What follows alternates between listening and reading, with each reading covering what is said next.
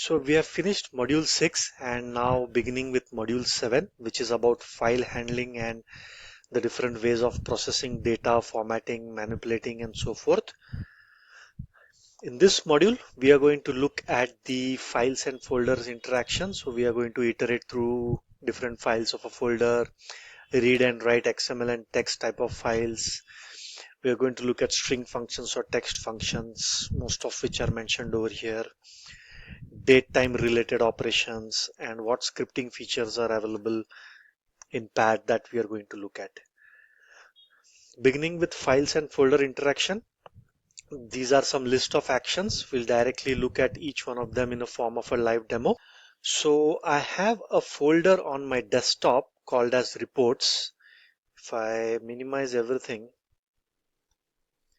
there is a folder called reports over here that I've opened up in an Explorer. The reason I took this exercise in a desktop folder is because there is a special action in Power Automate Desktop to access specific types of folders, and the action is called get special folder.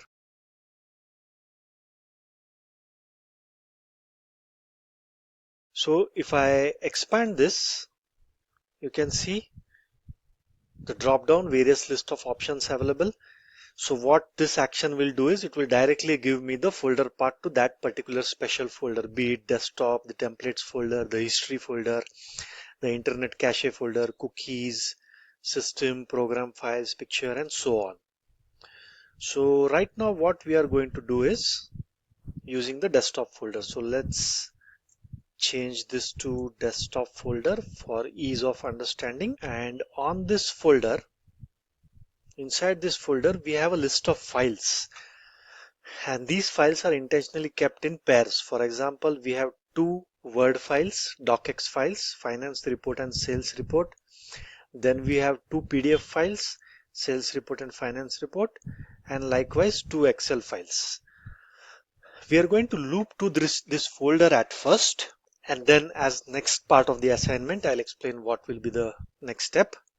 For now, let's read the files of this folder. So once we get the folder, we need to read it using this action, get files in folder. So before that, I will set one variable, especially for the reports folder, because I'm going to need both. So no, this is not the action that I need. Set variable. So we have one folder called as desktop folder and another folder. What we will do is we will mark it as reports folder. How will we do that? Desktop folder \reports, because we have a folder called reports inside desktop folder. So now this becomes our reports folder. We have two variables for each folders. Now let's go to the folder group of actions. So get files in a folder is what we want. This will automatically insert a loop-like structure to iterate through files in a folder. So which folder we want to iterate through? We already have it in the form of the reports folder. Here you can give wildcard character or extension of what type of files you want to extract. For now we will leave it as star, which will extract all files. If you hover your mouse over the eye information icon, it says you can give wildcard characters like document, $doc, star.txt. If you have multiple file types, you can separate it with a semicolon as mentioned over here. And whether you want to include subfolders in this search or not, you can toggle it on. And files is the list of files that it will return. Let's keep it as it is. And how to, okay, perhaps first we'll run this and see the outcome is fine as expected. Yeah, so the files variable is populated and I can see it's a list of files, list type of variable, and there were 6 files. So 0 to 5, there are 6 total files for each of the 3 extensions. So far so good. Now it's time to iterate through this folder. So I'll minimize the run delay to make it a bit faster from 100 to 1 because we don't have any UI based interaction involved over here. So now we are going to obviously loop through this folder. So this is a list type. We can use a for each loop to iterate through items in a list. So value to iterate is obviously our list of files. And then current item will give us the current file. We can even change this to current file for better understanding. Now let's go ahead and for verification purpose display it.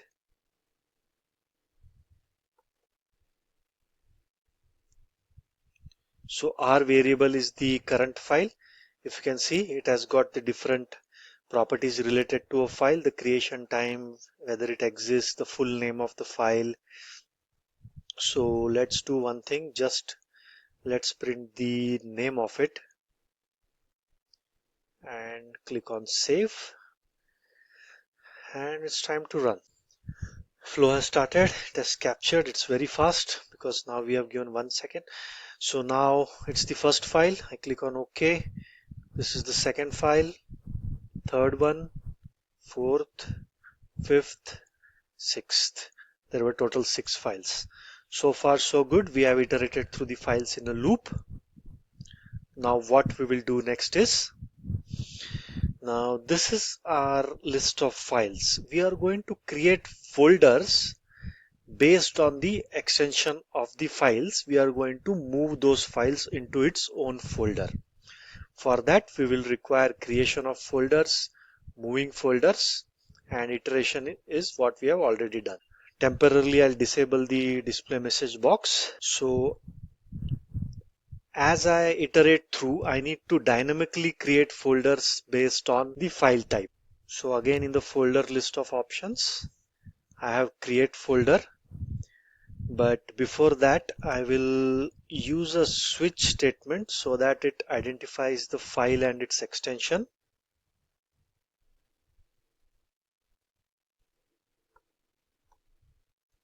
So value to check is, we have current file and its extension is what we want.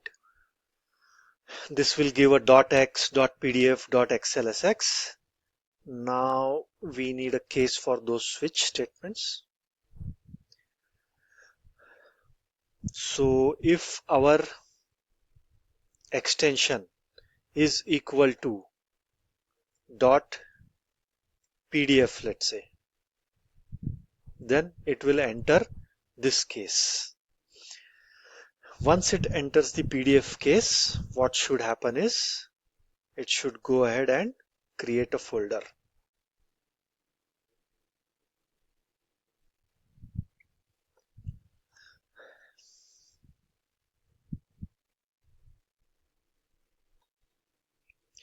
Create new folder into, where do we want to create it? Same, under reports folder. So we have reports folder.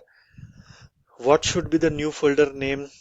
Because we are in the PDF case, we should create a folder called PDF folder. Oh, the name of the folder should be PDF, but the variable name should be PDF folder.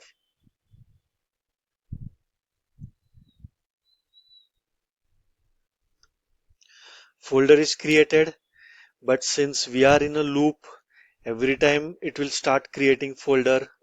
So we will make of fun another action to check whether that folder already exists or not before creating it.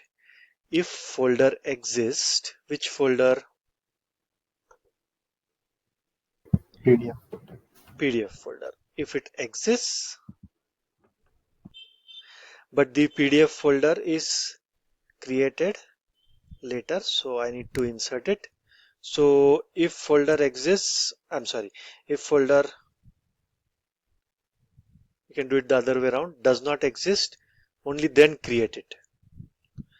But when it comes first time to check PDF folder, do we have its value, PDF folder? That is getting assigned over here inside. So during the first it won't get that value. So a better way we do is, if folder exists, if folder does not exist but reports folder /PDF. If this folder does not exist, only then go ahead and create it. So far so good. Is it clear? Yes. Okay. Fine. Folder is created. Now what about moving the files? We need to move files. We need to keep it outside the if condition, irrespective of whether that if statement executes or not. It will take care of only creation of folder, but we now need to move the files. So which is the file to move? It's in the current file. File to move is current file. It will be having the full path, and the destination folder will be the PDF folder.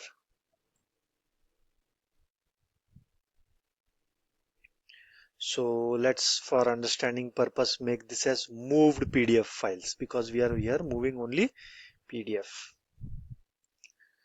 So looks like everything is good. Just for a quick test, we will check if PDF is working fine, and we don't write any cases for the other case statements. Let it remain there as it is. Once PDF works fine, then we will simply copy paste these actions as different cases. So ready to go. Everything looks fine here. Run. I can see PDF folder created. Only the PDF files have been moved, and rest all are the same lying over there. Only after I minimize this, I can go to pad. Don't know, some memory issue still there. So it looks like it worked fine for PDF. Simply do a copy, and this case ends here. This switch ends here. So I need to add it inside the end.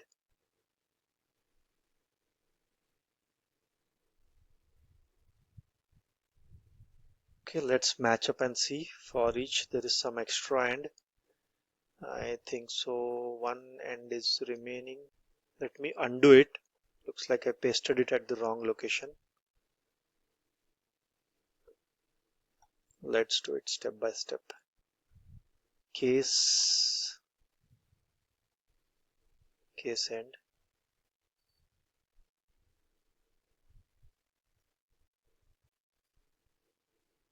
Yeah, this time it looks good. No errors. And all we need to do is change the extensions. This is XLSX. If folder exists, this time it's a XLSX folder. Create a folder called XLSX. Rename it as, just for better understanding, and move the files from the, we can either type it from there or take it from here. Move the current file to the XLSX folder. If file exists, do nothing. In our case, there won't be any file existing already. And change from PDF to XLSX. Looks good. It's time to copy the third case. Control C, Control V, and I'll copy these actions.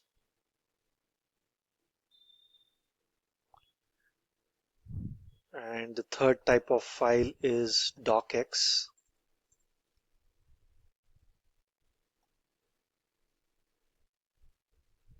We create a folder for the Word documents.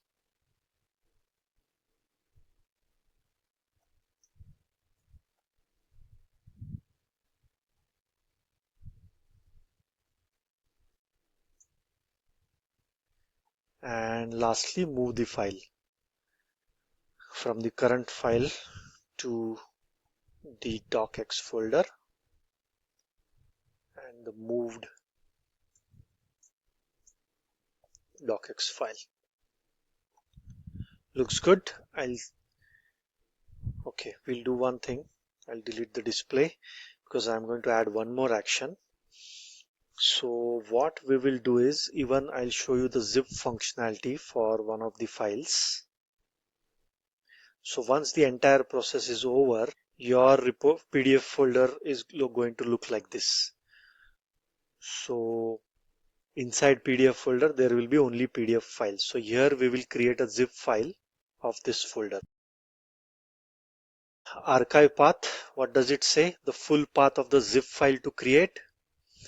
So we want it inside our PDF folder, right? Let me just do a quick check. Yeah, this is the PDF folder.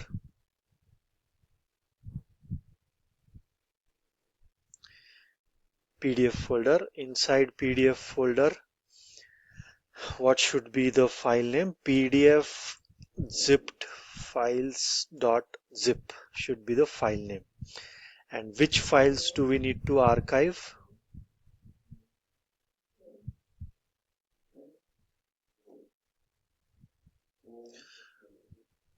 I believe it's the moved PDF files, or I guess it's in a loop, so only one file will be there at a time. So we can give a file or a folder here. If I hover my mouse, it says full path of the file or folder. So what we will do is, we will take this entire PDF folder itself and zip into it. So in this case, we can take PDF folder also. These are some best level compressions you can use, either if balance of both. We'll keep the default option, and if you want to create a zip with a password, you can use that, and an optional archive comment. And let's give it a name, PDF zip files, for understanding purpose. And until I go ahead and save the flow, I will rearrange this folder to back how it was. I cut it from here, I paste it outside, and I delete the PDF folder so that we are back to the original state of 6 files in the reports folder. Our flow is saved and it's time to run. Let me try this side-by-side window so that we can see both together. I run and see what's getting executed. That's pretty fast. docx, PDF, XLSX, one file remaining, all done. Zip files also created. Let's go ahead and see. Zip file was only for PDF, or was it for docx? Yeah, PDF. So the name was PDF zipped files. Inside the PDF folder, if I click it, it should be having only 2 zip files. Yeah, because we zipped the entire folder, so it's within a folder and both the PDFs are inside that folder. Clear with the exercise? Yes. Okay, good. Yes.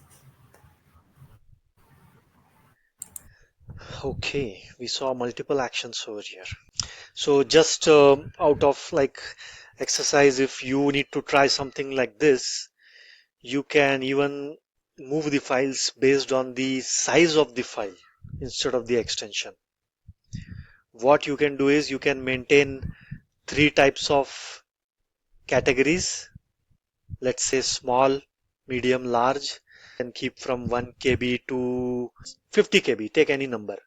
Then medium from 50 KB to some other KB or MBs. It's up to you. In short, you need to create just 3 categories as small, medium, large, and depending on the size, move it to their own respective folder using the same exercise or the same way that I showed. Clear with it? Okay. Yes. What do we have next? Getting the latest file. Okay. So we have already run this. So let's try to get the latest file from this. So we have a PDF folder, and if I sort it by date modified, it brings the latest one to the top. So the zip file is the latest one because that is the one we created at the last. So in pad, how to identify that is what I'm going to show. But okay, let's give a hard-coded path. I'll copy this path.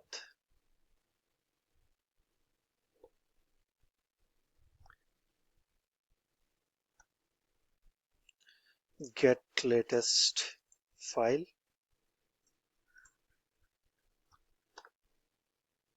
I set a variable, or since it's in the desktop, I can do this.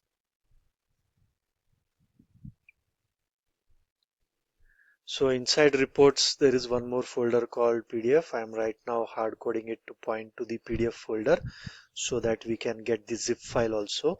And since we used get files in folder to iterate through all the files in that folder, this action has got some special features. If you go into the advanced section, you can sort it based on different categories by full name, sort by full name, by directory, by name, extension, size, and so forth. So we want to sort it by the last modified date, and descending would bring us the latest at the top. So I'll enable that and save, and the output is the files variable. Let's check what happens. Files. So files gives me these many files. But can you see the zipped file that was created last means it has the most recent latest modified date is on the top. So simply what you need to do is display of, can someone tell me? I need to get the 0th element of that variable. Where is my output stored? List Output 0, is stored in files into square brackets 0. 0. This should give me the latest file. Okay, PDF zipped files.zip. That is one feature. What's next? Get file path part. Okay, this is again a good feature. Now let's do it on the same file. I'll disable this. We'll pick the latest file and get its file path part. So what I'm trying to speak is about this action, get file path part. What this action does is it gives me all these details about any single file, the root path, the directory, the file name without extension, file name with extension. And when you expand this, if you don't want something, you can disable the toggle. Let's say I don't want these output variables to be generated. I just want the file name extension, or perhaps what we will do is we will do them separately. File name no extension and extension separately. So we need such type of things in our bot development, just the file name. Okay, file path cannot be empty. So file path part is the files of 0 has got our path. Let's view its output variables. File extension and file name no extension. That's where we are going to get the values. It's very handy when we need the parent directory, the root folder, the file name, extension, with, without. Yeah, can you see? Just PDF zipped files, no extension over here, and here only .zip is the extension. Clear with this action? Okay, good, Yes. good. Rename scheme. Okay. Let's take some file to rename. Perhaps we could rename the same zip file, or let's take a hard-coded path and I'll show you the rename. Zip file is also fine, but the renamed looks good for a plain classic file. So it has got some few options which I want to show.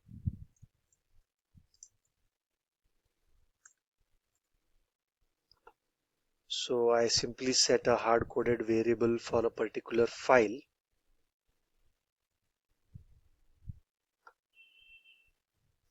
Let's call it input file. Since I did a Control-Shift-C, I will remove the double quotes. Rename is the action to look for. Obviously not the folder renaming, the file renaming. Which is the file to rename? The one that we just took, input file. So this rename scheme has got a wide range of actions. How do you want to set the new name as? If you want to add text to it, if you want to remove some text from its file name, if you want to replace some text from it, if you want to change the extension, if you want to append the date time, if you want to make it sequential, like for example, if I take sequential, it will give me further more parameters. After name, meaning 1, file name underscore 1, file name underscore 2, file name underscore 3. That kind of use case, if you are using, you can use this. Again, it asks what separator you want. I gave an example of space. You can use dash, period, underscore also. So what we will do is use date time. And again, when I do get time, it asks for current date time, creation, last access, last modified. Let's do a current date time, and the separator character, let's give it as underscore after the name, not before the name, so that it comes to the end. And what is the date format you want? Let's do it the conventional format, dd and yy. Okay, if a file exists, do nothing or overwrite it. Renamed files is the output variable. Let's go ahead and check it out. This is for finance report.pdf. There it is. The file is renamed. Because we did after the name, it gave as underscore as the separator character, and then dd, and then dd, and yy was the option. Clear with the rename action? Okay, you can do a Yes. you can do a wide range of options. Just explore the drop down and its different features. What do we have next? Rename scheme is done. Okay, now we are interacting with files. The first one to begin with is text files. As you know, it is required in various places, in writing of log files, in reading. It could be coming from any other system, upstream system, downstream system. A file will be downloaded. So creating, reading, writing, and appending, overwriting. Let's see that using a new action. Sorry, new subflow. Text files.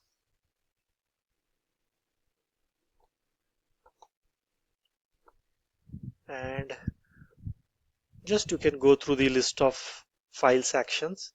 There we have related to CSV also, text file also. So let's do a writing of a file. Write text to file. I'll use the same PDF folder. Do I have the path saved? Yes. Okay, so this time it's going to be a text file.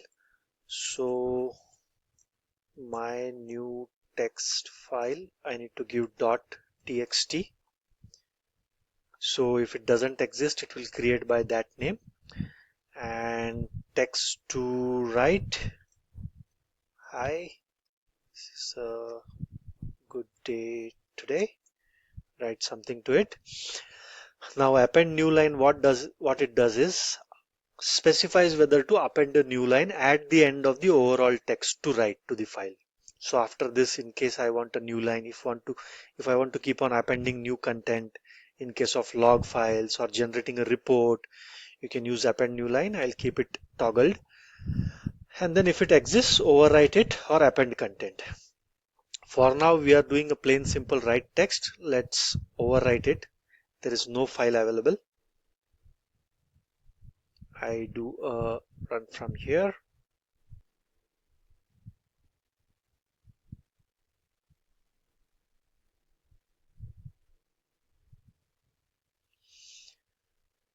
Perfect. My new text file.txt. It should have the text that we gave. We maximize it. There it is. And I could see the cursor at the bottom because we toggled that append option. So it has inserted a new line, and if I copy this, Control A, Control C, if I go to a hex editor like Notepad++ and paste it as it is, I cannot see the new line unless the cursor is on the new line, but the way to do is view show symbol, show all characters, carriage return line feed. That means a new line. And this dot over here means a space. Okay, I'll close this hex editor. Let's come back. So this time we will append something. So we already have a file with this text. This is the second line of the file is what we are going to write. If we overwrite it, we won't be able to see. If we append content, we will be able to see this as the next line. Let's go ahead and check it out.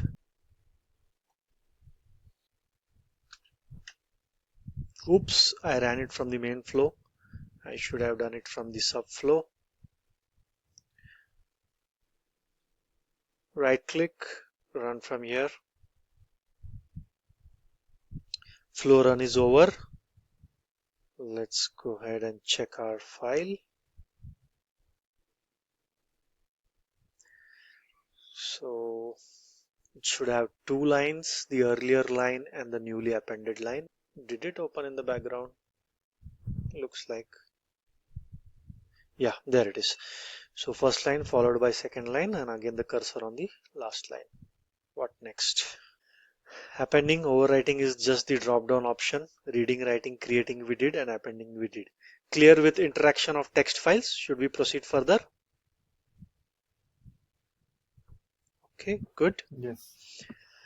So the next file type is XML files. Just because lots of variables are created here, I will save this and create a new subflow specially for XML files.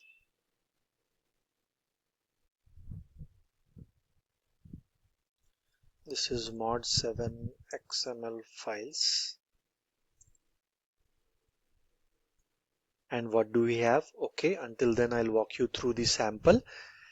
So this is the sample XML I've shared with you in the links.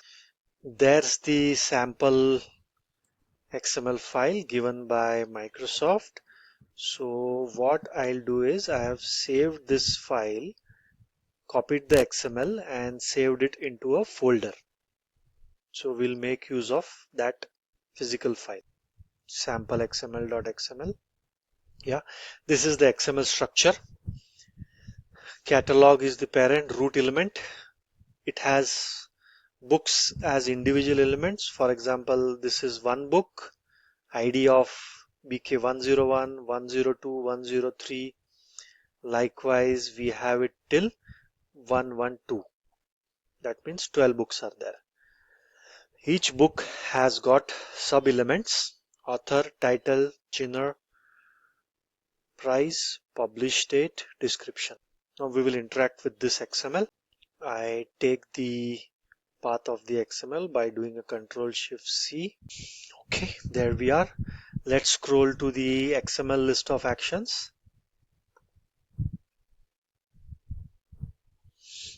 Okay, what do we have? Obviously, the first thing would be to read XML from file. I give the path, remove the double quotes, and leave all the other options as it is. XML document is the variable produced that would read the file into the XML document. Now we need to do some operations over it. The first is the execute of Xpath. Xpath is again a feature of XML, nothing about pad.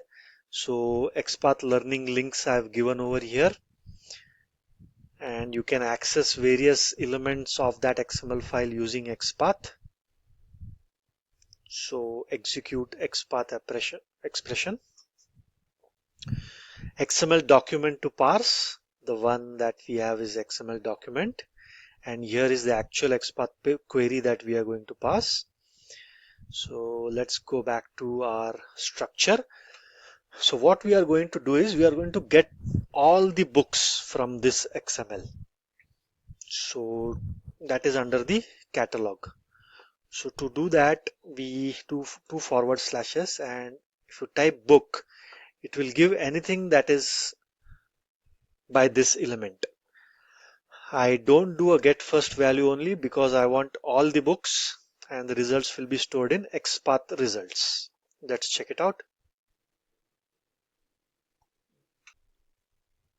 Flow is complete. Xpath results variable is populated, and I can see 0 to 11 meaning 12 books.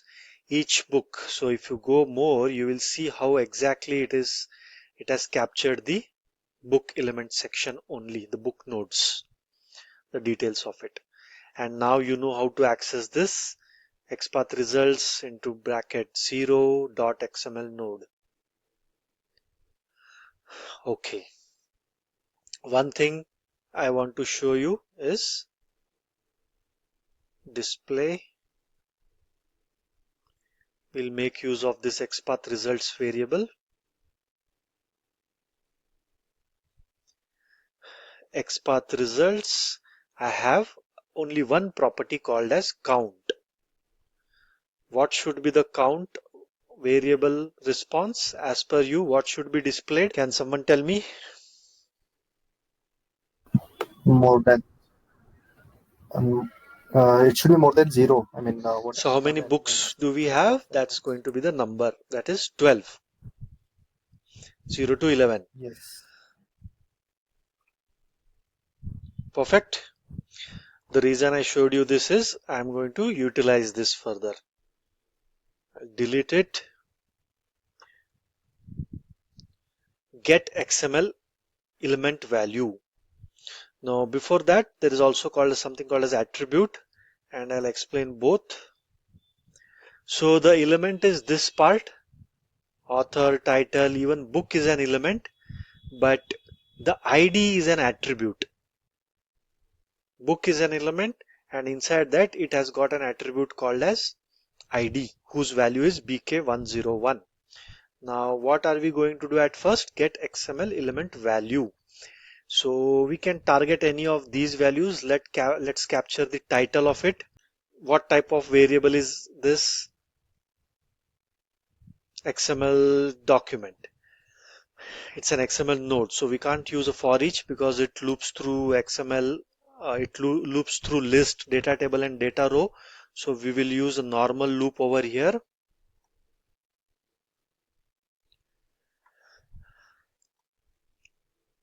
And we need to start from 1 till xpath results dot count. So 1 to 12 we want the count, and that's why I showed you in a display message box and increment by 1. We have a variable called loop index. Let's display.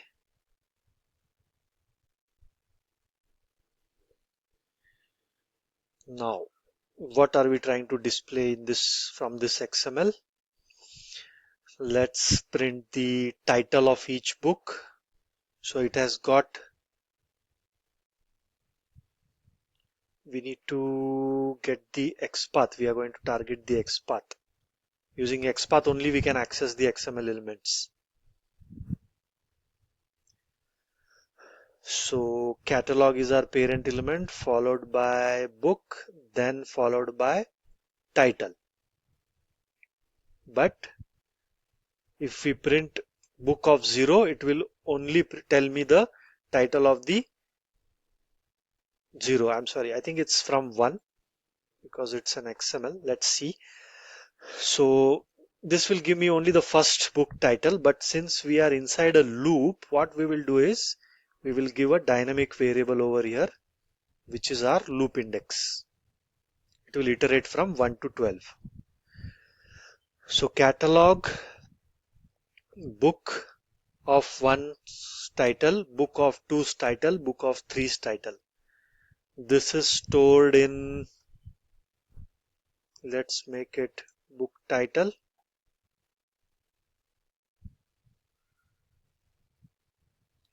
And let's try to display that book title.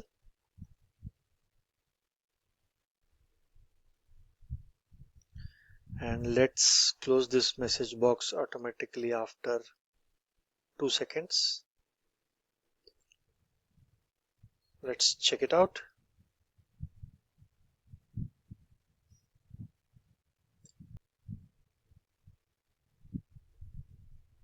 Okay, it has printed along with the tag. We will fix that because it's an Xpath expression, but it's working fine. Each title it is taking.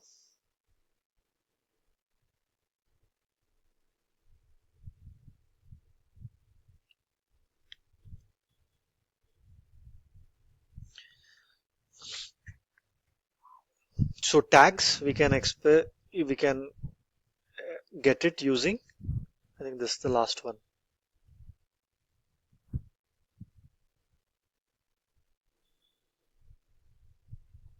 That's it. Loop index is 13, so it has come out of the loop. So yes, if we need the tags also, then we can use Xpath, but I will copy this, disable, and go to the XML list of operations for getting the element value, only the value part, the inside value. So where is XML? Here you have an action called get XML element value. Drag it, so XML document is by default. Again, as I said, you can access it only through Xpath. So this time I will give that Xpath over here, and we want the text value of it. Earlier it was giving along with the tags. It will get the tag, but because of this drop down option, it will also extract the text value. So XML element value is what we are getting, and we have used book title over here to print. So let's change this to book title, and now the error has disappeared. Let's run it and get only the values of each book title. Perfect, only the value, not the tags. Second one, third,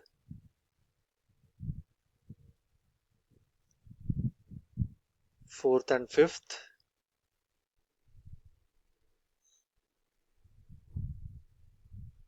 So likewise, instead of title, we can give price, author, any other element also to get its value.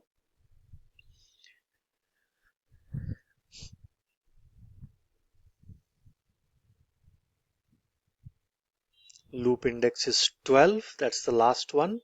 It will increment and come out of the loop. Okay, what do we have next? That should be the attribute. Yeah, so let's do one thing. This time, instead of a loop, we will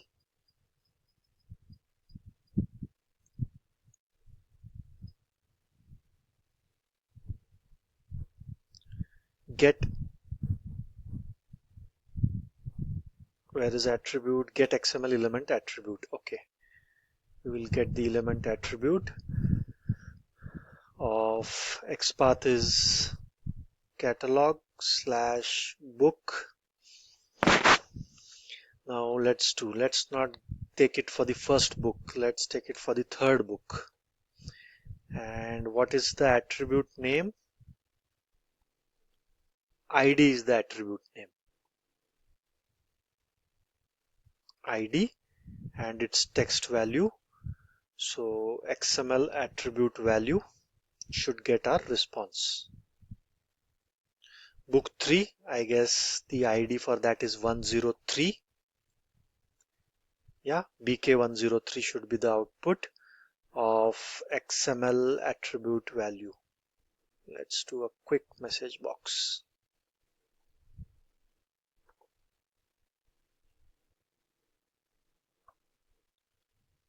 XML attribute value and enable this action. Run it.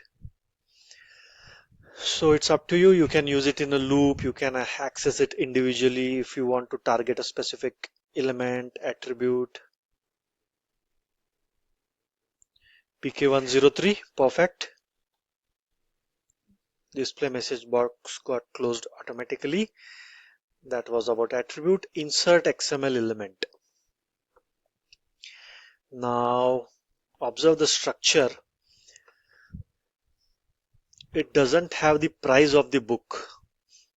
I'm sorry, the price is there. It doesn't have the year of the book. Let's say published date is there, but let's say we want only the year of it. You can take any random example. For now we are using year. You can use even country. Country is not there, so which country this book was published, something like that. So okay, let's do a country of it.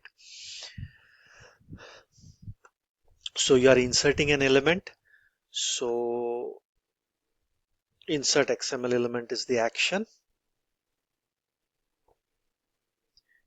And Xpath query again. Do I have it copy pasted? No. Where shall we insert it? You can again let's take this time first book itself. Catalog book of 0 slash under this we want. So let's see if it needs a forward slash or not. This is the Xpath query. Does it say anything here? Okay, let's try it out. This is the element that you want to insert. You need to give it in this format, in the starting and ending tags, just like the way other elements are. Title with a starting and ending tag. So the one we are looking at is country, closing country, and inside it the value of the country. Okay, display message is not needed. XML element attribute is not needed. Even XPath is not needed. So we have only two actions now. But what is this doing? This is writing to the XML document. Even if we insert this value, it will not get saved in this XML file unless we use write XML to file. So now our new tag is inside XML document, and value to write should hold that XML document. And again the file path is the same file that we have been using. Control Shift C, Control V, remove the double quotes. Everything is as same. Let's do one thing. I'll put a breakpoint over here. Run from here. Okay, XPath, as I was suspecting, looks like it requires a forward slash for the XPath syntax. Let's add one forward slash here and run it again. Still there is an error, invalid expression XPath. Let's check it out. Insert XML element. What's wrong with the syntax? Country, XML element, XPath query. Oh, the index starts from 1. I've used 0 over there. We saw that for XML it's using 1, and that's why throwing an error.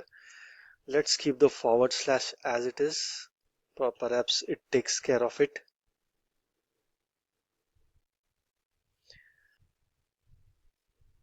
Perfect.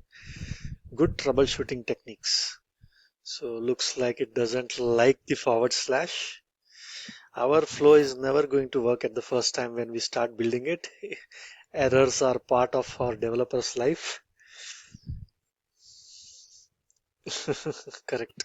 That's how we learn. Because if everything is smooth and rosy, then it's not good. Okay, great.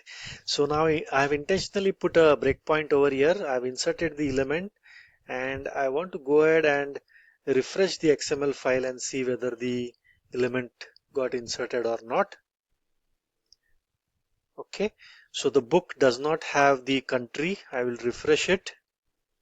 I still don't see a country. Now let's execute the last statement also.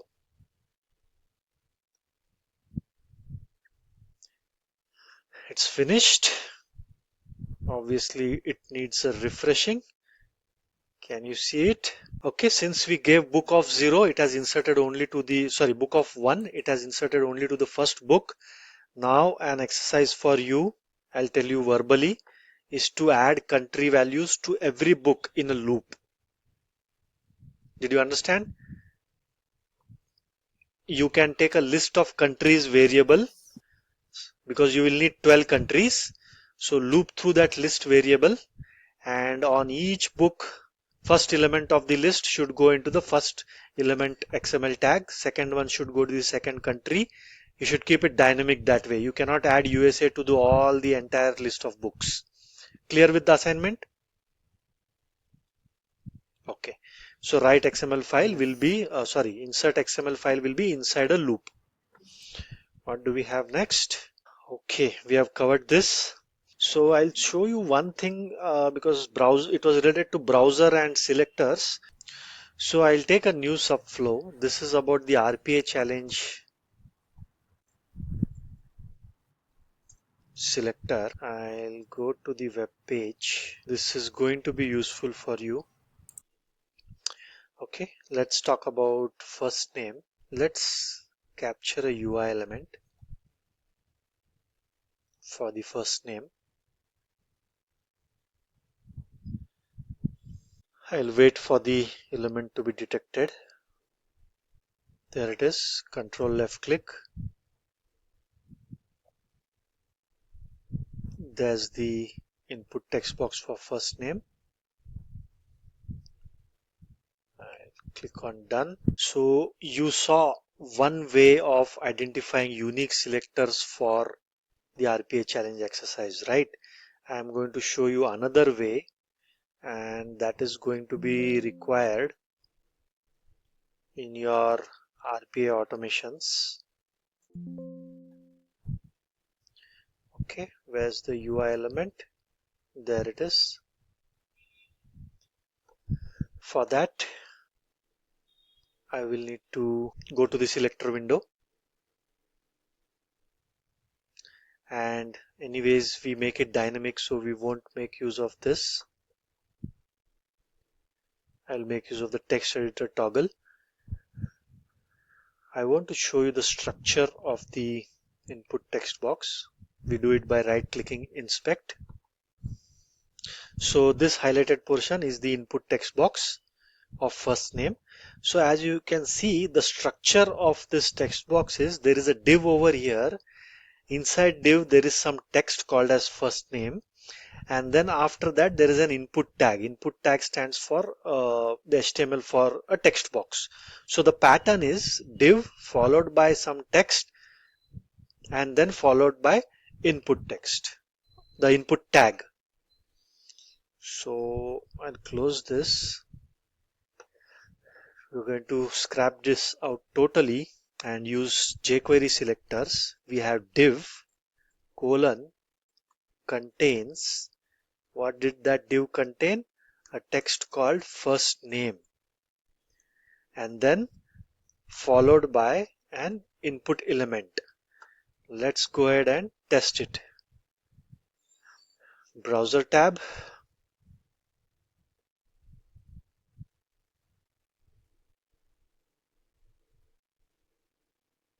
Perfect.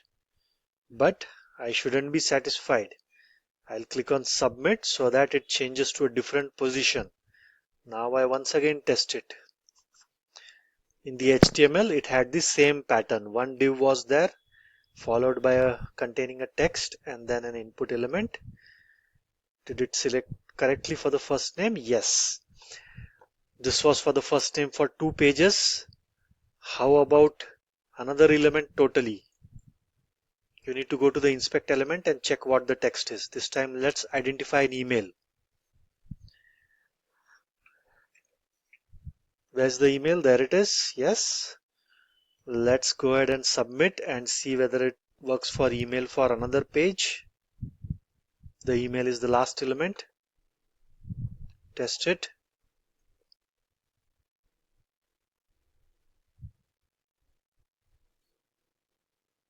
Perfect. So this comes under jQuery selectors. I have already shared the links with you to learn this syntax. TD colon equal to div contains, all these things you need to learn for faster processing of web applications. And why I explained this is you are going to need this for the automation challenge exercise. The exercise that was explained last after the RPA challenge. This is what you are going to require. Clear with this concept? This is my first question. Good. Second question is, did anybody try even to detect the selectors using the automation challenge? Did you get a chance? Didn't get a chance? Okay. Okay. Not yet. Okay. Fine. We'll Good. start tomorrow. So that is what I wanted to show. Fine then. No questions, right? Okay.